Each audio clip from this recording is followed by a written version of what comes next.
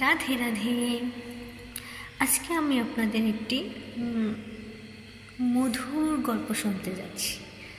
ছোট্ট একটি গল্প।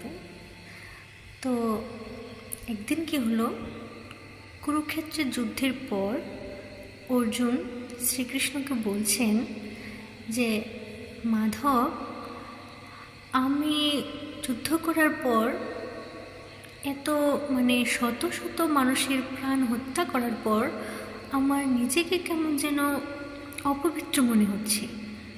তো শ্রীকৃষ্ণ বলছেন পর তারপর অর্জুন বলছেন যে, তো চলো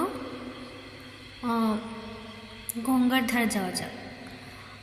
আমি নিজেকে একটু পবিত্র করতে চাইছি, তো গঙ্গায় একটি ডুব দিয়ে আসি, নিজেকে পবিত্র মনে হবে।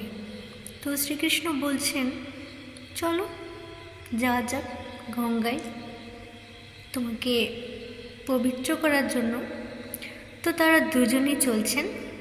তো গঙ্গার একটু ধারে এসে অর্জুন শ্রীকৃষ্ণ বলছেন যে, তুমি এখানে দাঁড়াও, আমি এখান থেকে আসছি, একটু দাঁড়াও। তো অর্জুন বলছেন, ঠিক আছে মাধব, আপনি যান। তো অর্জুন কিছুক্ষণ পর দেখলেন সেখানেই চুপটি করে দাঁড়িয়েছিলেন। তো কিছুক্ষণ পর দেখলেন যে গঙ্গার পাশ দিয়ে দুটো লোক একটি লাশ কাঁধে নিয়ে আসছেন, দাহ করবেন একটি লাশ। তো অর্জুন দাঁড়িয়ে দাঁড়িয়ে সব দেখছেন।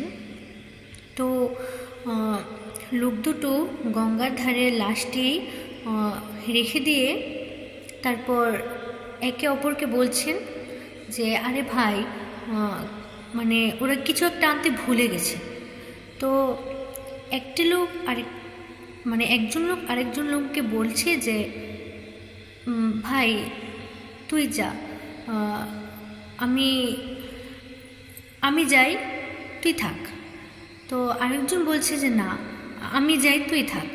তো ওরা দুজনেই বলছে যে, দেখ, একই তো মরা লাশ, তারপর আবার একা একা দাঁড়ানোটা মনে হয় ঠিক হবে না।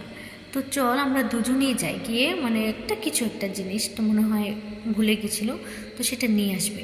তো ওরা দুজনেই চলে গেল। তো তারপর কিছুক্ষণ পর একটি শৃগাল শিয়াল, একটি শিয়াল এদিকে আসছে। তো শিয়ালটি কী করছে, ওই লাশটিকে প্রথমে একটি শিয়াল এসেছে, তারপর